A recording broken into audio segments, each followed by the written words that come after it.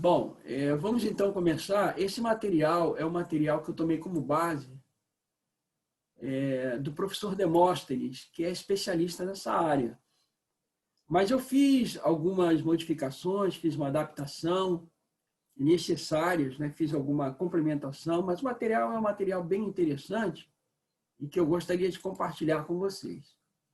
Então, qual a escrita e a pronúncia correta do nome de Jesus em aramaico, hebraico e em cada idioma? É o nosso tema aí dessa noite. Estudarmos aí o nome de Jesus. Bom, o novo dicionário Oreg da língua portuguesa faz aqui uma significação da expressão nome. Então, para o dicionário, um nome é uma forma de designar ou identificar, nomear alguém, animal ou coisa. E o nome também é um título que a pessoa tem por direito. Interessante quando eu li essa definição, ele fazendo essa abordagem, que nome também é um título. Isso é bem a propósito para aquilo que nós pretendemos passar para vocês hoje, não é? E segundo a palavra de Deus, lá em Isaías capítulo 9, versículos 6, 7, o próprio Senhor Jesus tem mais de um nome, ou seja, mais de um título.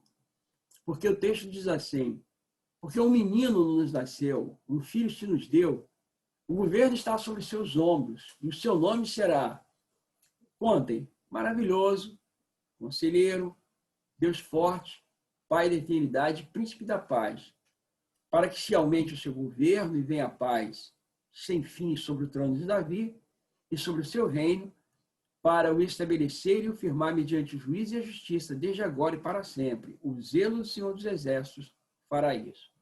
Então, esse texto coloca diversos títulos para o Senhor Jesus. Vários títulos, e esses títulos vão aí aparecer, né, ao longo das Sagradas Escrituras, tanto nas ações do Senhor Jesus Cristo, como algumas vezes também vai aparecer de uma forma bem explícita, né? Bom, nós vamos observar agora, nessa próxima sessão, que os próprios israelitas eles tinham formas diferentes para poder se referir ao nome Jesus. No hebraico, pode ser Yehoshua ou Yoshua. Yeshua. Nós vamos ver isso aqui, tá? É o que nós vamos observar. Então, por exemplo, os israelitas do tempo de Josué e Moisés falavam e escreviam Yehoshua. Tá? Então, você vai conferir lá em Josué, capítulo 1, versículo 1. Você pode ver na Bíblia Hebraica de Cadência, em qualquer Bíblia hebraica, a poliglota, né? Porque você tem lá o hebraico, o grego, tem o português e o inglês. É assim interessante porque você tem as Bíblias em colunas, algumas Bíblias ocidentais, como algumas línguas ocidentais colocadas o português e o inglês. Então, é bem interessante, né? Você pode adquirir aí pela Vida Nova Sociedade Bíblica do Brasil, 2003. Então, o tempo de Josué, Moisés e Yehoshua. Bom, no tempo de Esdras e Neemias, já é uma outra época, esse mesmo nome era escrito um pouquinho diferente. É Yeshua. Tá? Então, aqui você vai notar, aqui na primeira parte, aqui, você tem um re aqui, tá vendo? Um re. Aqui um re, né? E essa letrinha aqui, esse vavo aqui, com esse pontinho, ele corresponde ao nosso O. Aqui ele não aparece. Você não tem essas letras aqui. Então, você tem Yeshua. Né? Então, são duas formas. Yehoshua e Yeshua. Quer dizer, mesmo no hebraico, a gente vai observar que tem uma variação na forma de escrever e na forma de pronunciar o nome. Bom, então, você vai conferir isso aqui lá em Neemias, no capítulo 8, versículo 17, e também em outros textos. Simples, né? Não tem muita dificuldade. Já os efraimitas, no livro de Juízes, eles diriam Yehoshua, sem o som do x, o nosso x aqui, né, que é o som do shin. Tá? E nós vamos ver aqui em Juízes 15, versículos 5 e 6. E isso é muito fácil a gente entender. Por quê? Por causa de uma situação que aconteceu naquela época, nós vamos ver aqui, eles estavam com um problema aí de rivalidade, né, entre as tribos, e o texto diz assim: porém os gileaditas tomaram os vales do Jordão que conduzem a Efraim. os gileaditas, de Gileade. De sorte que quando qualquer fugitivo de Efraim dizia, quero passar, então os homens de Gileade lhe perguntavam, és tu efraimita?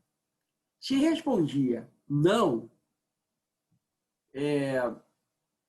os efraimitas, se respondia não, então, desculpe, aqui é a continuidade do texto, né? Então lhe tornavam, dize, pois, Shibolete, aí tinha que pronunciar aquele CH ou o SH, não é? Diga então Shibolete. Quando dizia Cibolete, não podendo exprimir bem a palavra, porque eles não conseguiam fazer esse som, né? O X, então pegavam dele e o matavam nos vales do Jordão. E caíram de Efraim, naquele tempo, 42.000. Então, vejam, irmãos, os efraimitas, eles tinham uma dificuldade de pronunciar o X, o SH ou o CH. Então, para eles, seria muito difícil dizer Yehoshua. Possivelmente, eles iriam dizer Yehoshua ou Yeshua. Isso aí já seria uma outra forma também de pronunciar de uma maneira diferente. Certo? Então, você vai observar isso aí lá em Juízes, no capítulo 12, no versículos 5 e 6. Tá bom? Então, os judeus, na tradução feita do hebraico para o grego, aí mais ou menos em torno do ano 250, por aí, entre o ano 200 e o ano 300 a.C., ficou conhecida como Septuaginta, essa versão. Essa versão foi feita em Alexandria, e esses judeus viviam lá, eram judeus que conheciam bem o hebraico, mas que falavam o grego. O seu dia a dia era o grego.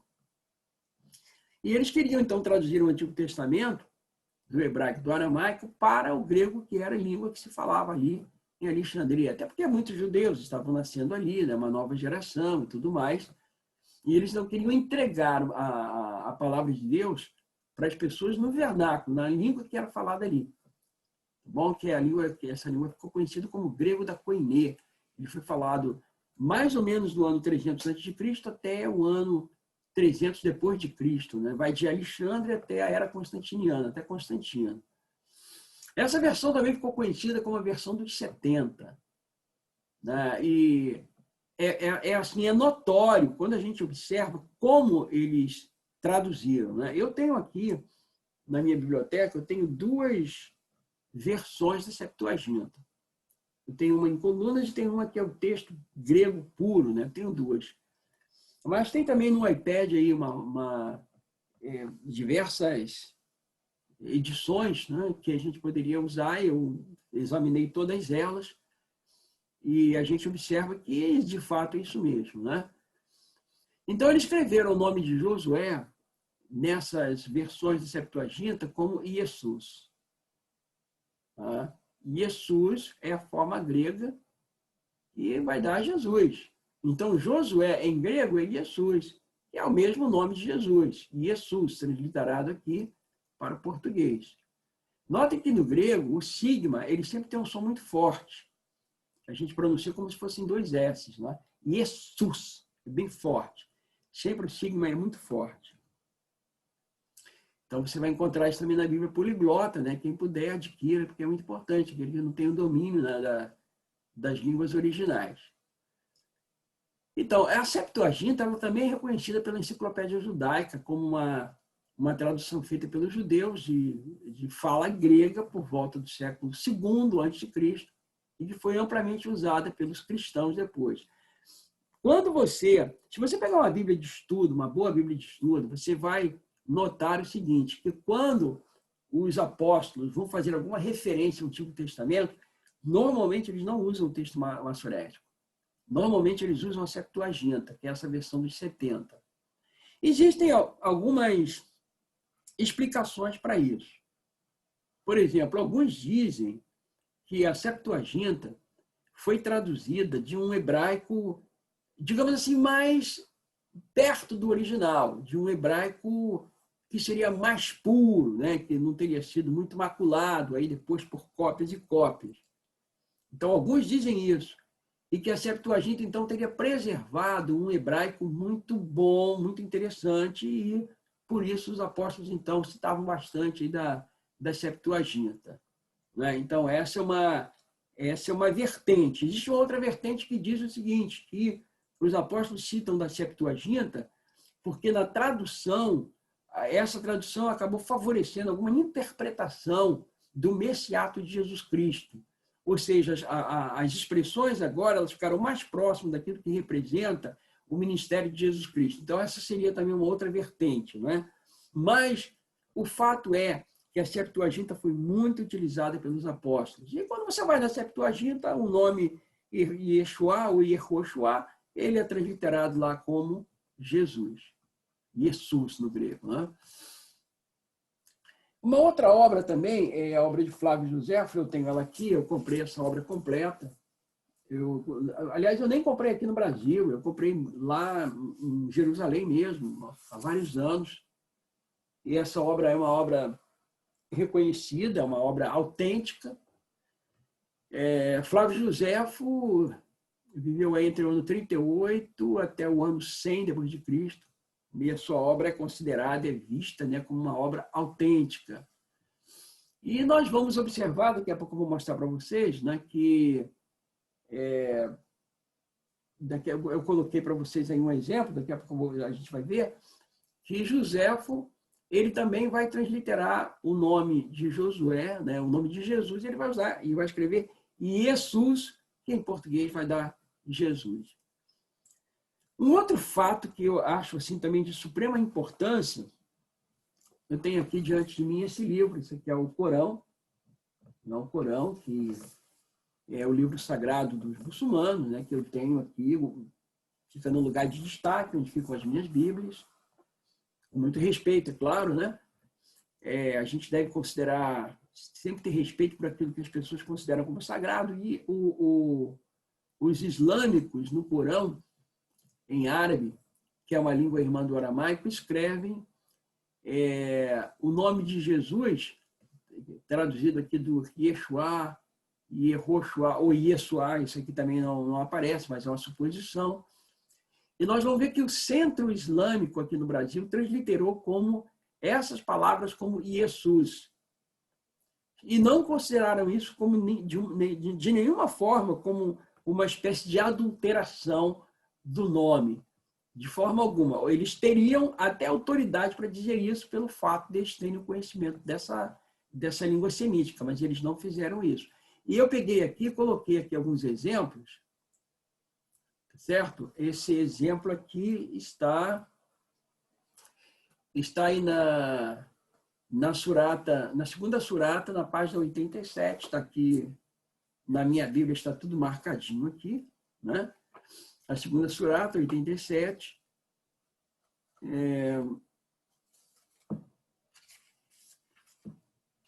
Aí eu citei para vocês aqui, o que vocês vão ler no texto é a mesma coisa que eu vou ler aqui no livro. Né? Está escrito assim, concedemos o livro a Moisés e depois dele enviamos muitos mensageiros e concedemos a Jesus, filho de Maria, olha como é que está traduzido aí para o português, as evidências e o fortalecemos com o espírito da santidade.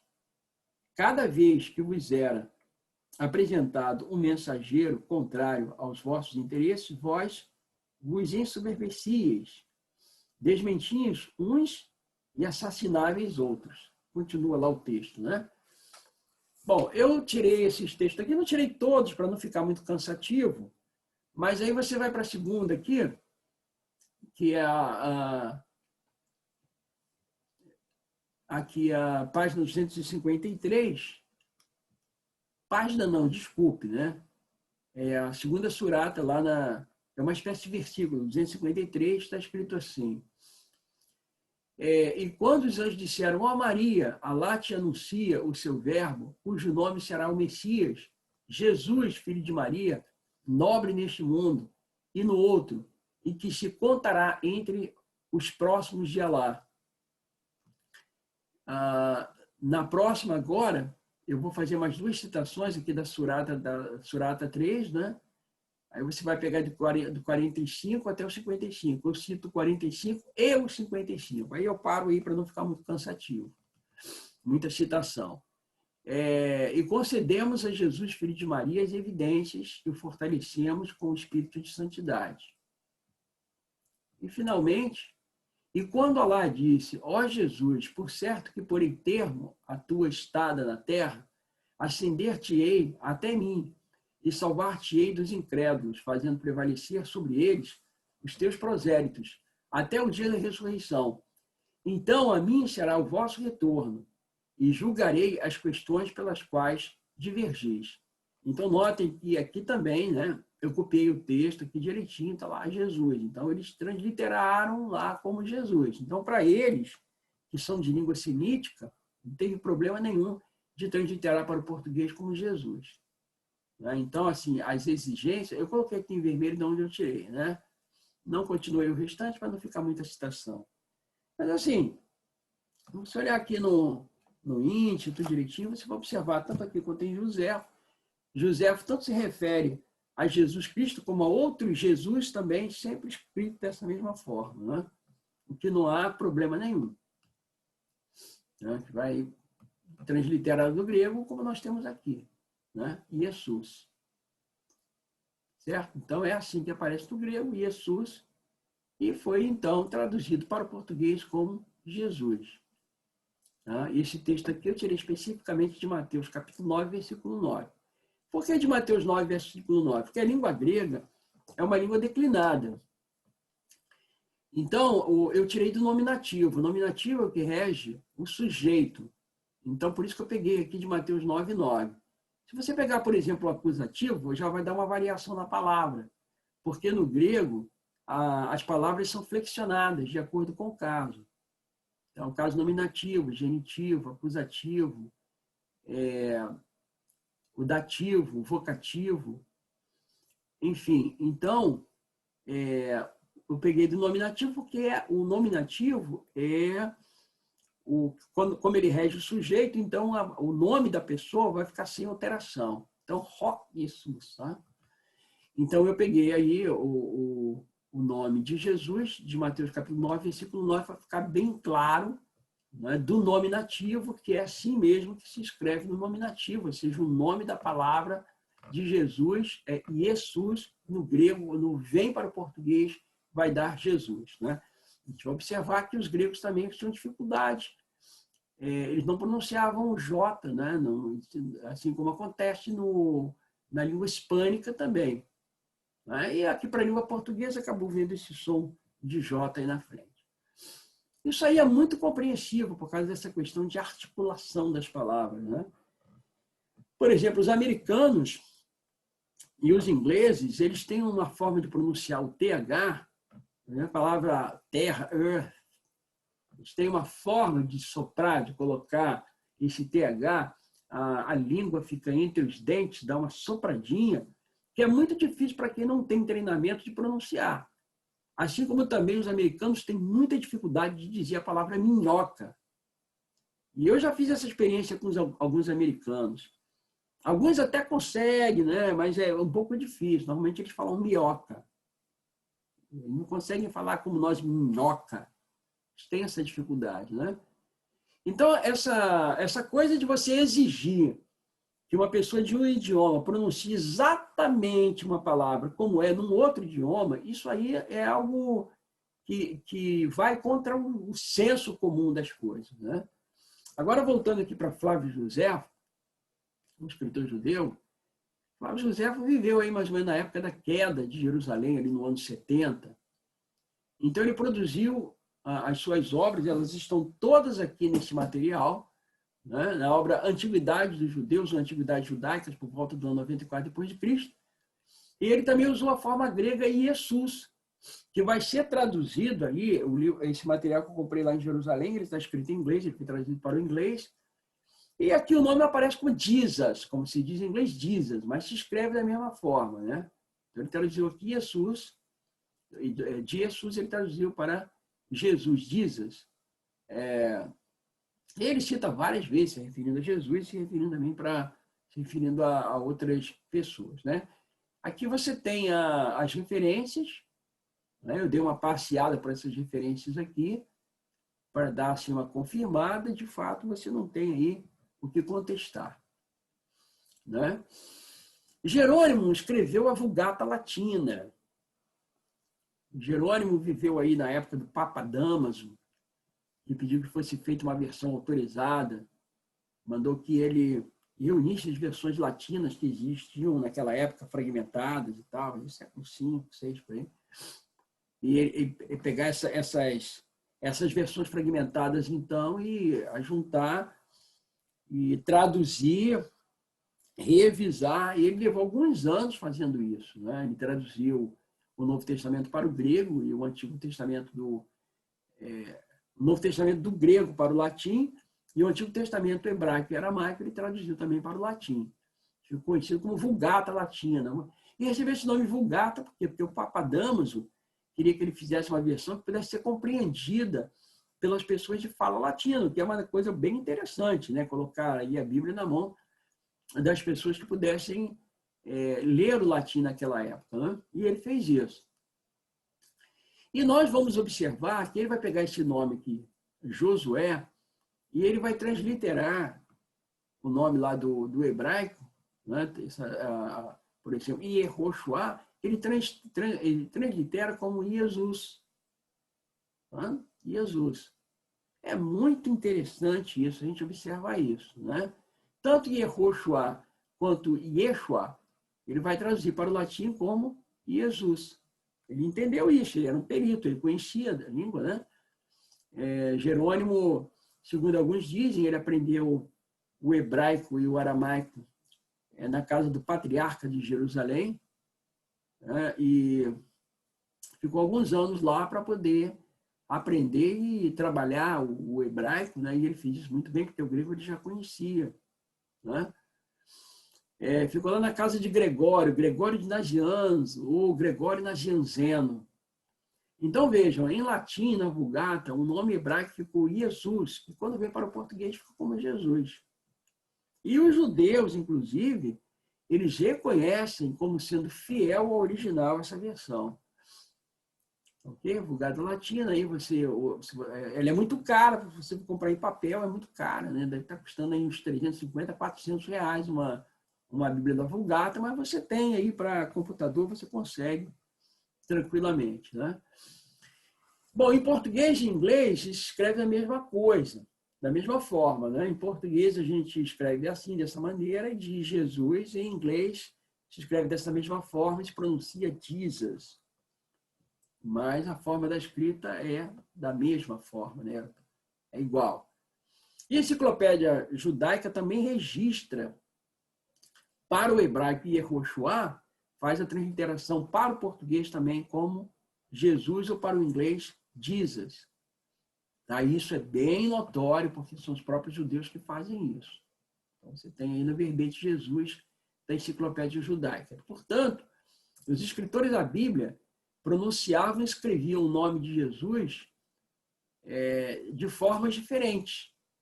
Então, a gente observou logo no início que tanto eles pronunciavam Yehoshua, dependendo da época, como Yeshua, né? Dependendo da época. E todos os tradutores, antes e depois de Cristo, transliteraram o nome de Jesus de várias formas. Nós temos do grego Jesus, no latim nós temos Jesus, em português Jesus, em inglês Jesus, e vai por aí, né?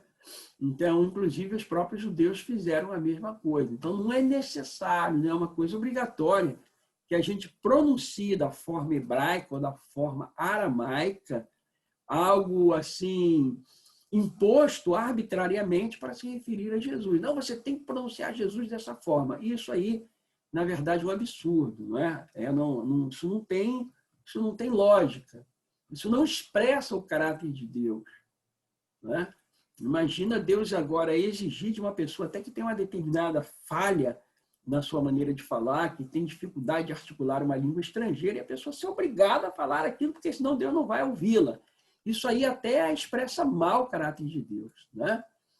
Então, a Bíblia diz, não tomarás o nome do Senhor teu Deus em vão, porque o Senhor não terá por inocente que tomar o seu nome em vão. O que isso quer dizer? O nome de Deus expressa o seu caráter de sublimidade, de grandeza, de eternidade. de santidade, da maior pureza. Então, mesmo nas nossas pregações, nas nossas prédicas, mesmo nas nossas exposições, a gente deve evitar de ficar falando esse nome, porque ele é muito sagrado, nós somos pecadores. Mas o nome do Senhor expressa o que ele é a sua pessoa, a sua personalidade, o seu caráter. É por isso que nós não devemos colocar ele constantemente na boca de pecadores. A gente não deve ficar repetindo desnecessariamente esse nome. Por quê? Porque esse nome representa uma pessoa. Então, quando eu oro para o Senhor, quando eu falo com o Senhor, quando eu busco o Senhor, buscando até soluções para os meus problemas, ou buscando maior nível de santidade, ou pedindo o poder do Espírito Santo, eu estou pedindo não para uma coisa abstrata, como sendo o seu nome, mas a ele que é representado pelo seu nome. Então, a gente não deve confundir as coisas, porque isso aí acaba caindo no contrassenso, não é? Uma outra questão também que eu gostaria de abordar com vocês foi quando Moisés recebeu a incumbência para tirar o povo do Egito. Ele disse: Senhor, sou a autoridade de quem? Quando o povo me perguntar, quem é que está te mandando? Não é? Sou a autoridade de quem você está aqui? Senhor, o que eu vou fazer? O que eu vou falar para essas pessoas? Aí Deus diz para ele assim: eu sou o que sou. Então você tem aqui o tetragrama, né? Porque aqui você não tinha vogais, né? Eu particularmente não sei exatamente como se pronuncia essas palavras. Pelo menos eu não sei no original. Seria mais ou menos assim: pode ser de uma outra forma. Mas essas palavras aqui, como elas estão escritas aqui, tem a ver com o verbo ser. Quando Deus diz para Moisés: eu sou, me enviou a vós outros, esse eu sou, ele soa mais como um título do que como um nome propriamente dito. Eu, particularmente, isso sou eu que estou falando, né? Eu entendo que é uma forma de Deus se apresentar para pessoas humanas, para nós que somos pecadores. Mas não que seja propriamente o nome dele como é conhecido no céu. Isso é a maneira como eu penso. Então, eu estava dizendo para Moisés: Moisés, você vai dizer para o povo que foi o Eterno que mandou você lá. O Eterno. Aquele que tem vivência perene. Aquele que não é limitado pelo passado. Aquele que não tem princípio e nem tem fim. Aquele cujo tempo não arbitra sobre ele. Eu simplesmente sou autoexistente. Então, foi assim que ele se apresentou para Moisés. E ele disse que dessa forma ele seria conhecido e seria chamado.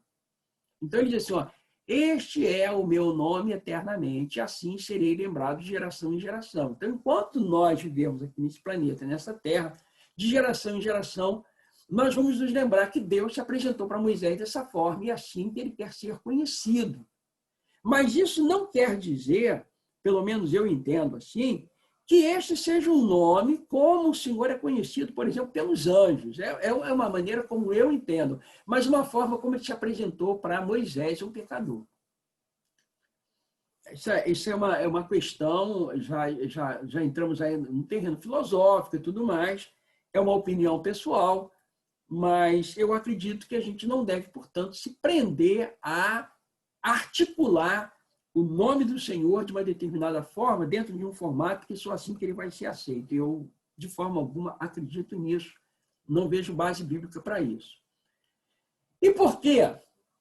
Porque nós vamos encontrar alguns textos na Bíblia em que o Senhor mostra que isso não é importante, como acontece aqui em Gênesis 32, versos 28 e 29. Então disse: já não te chamarás Jacó. Vocês estão lembrados da luta de Jacó, lá no Val de Jaboque. Depois Jacó passa toda a sua experiência, 20 anos, ele aprendeu, ele sofreu. Do jeito que ele enganou as pessoas, ele também foi enganado. Agora ele estava convertido, ele luta com Deus, Deus muda o nome dele, de Jacó para Israel, de usurpador para aquele que luta com Deus e prevalece. Não é?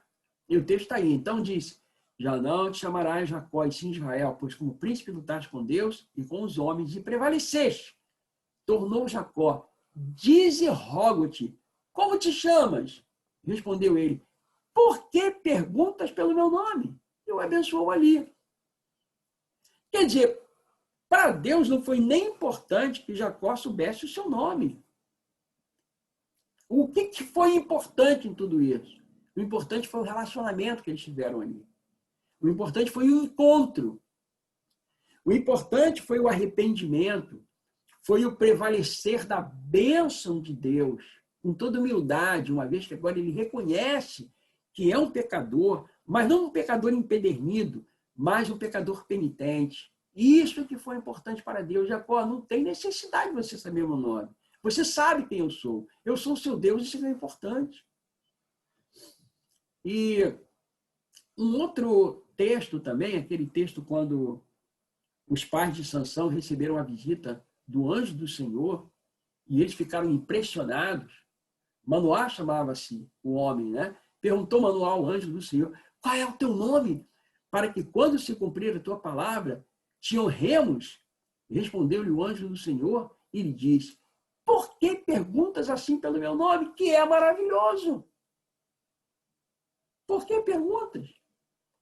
Inclusive, esse nome maravilhoso aparece lá no texto de Isaías, como nós mostramos logo no início. Então, não é importante. O nome é maravilhoso, é um nome messiânico. Mas você não precisa se prender ao meu nome. O importante é você acreditar que a profecia vai se cumprir. Que o Senhor prometeu e a profecia vai se cumprir na sua vida. Isso é que é importante. Então, a gente observa por alguns textos que essa questão da pronúncia, de saber certinho e como é, e fazer dessa forma, isso não é importante. Tá bom? Então, irmãos e amigos, a todos que estão assistindo, eu sei que muitos depois terão acesso a esse material, né? É muito importante nós nos lembrarmos disso. Que o nome do Senhor não deve ser falado em vão, e que não é tão importante a maneira como nós pronunciamos, porque nós temos limitações, mas o importante é que nós direcionemos os nossos pensamentos para aquele que de fato opera na nossa vida. E isso é que é o mais importante. Tá bom? Então, que Deus nos abençoe e que Ele nos fortaleça na fé e que Ele nos dê sempre uma sensibilidade muito grande para entender a sua vontade. Vamos orar então. Amém. Pai Celestial, eu quero te agradecer pelo fato de tu teres falado conosco de uma forma muito importante neste momento em que nós estudamos a respeito deste maravilhoso nome, deste nome sagrado. Que tu nos imbuas, ó Deus do Espírito Santo, para não apenas nos direcionarmos a ti sempre, Senhor, com confiança e fé, mas também para pormos em prática em nossa vida as tuas injunções. Receba, Senhor, a nossa gratidão e ajuda-nos, ó Deus, a entendermos o que é de fato importante. Amém. Nós rogamos no maravilhoso nome de nosso Senhor e Salvador Jesus Cristo, nosso eterno e bendito Salvador. Amém. Amém.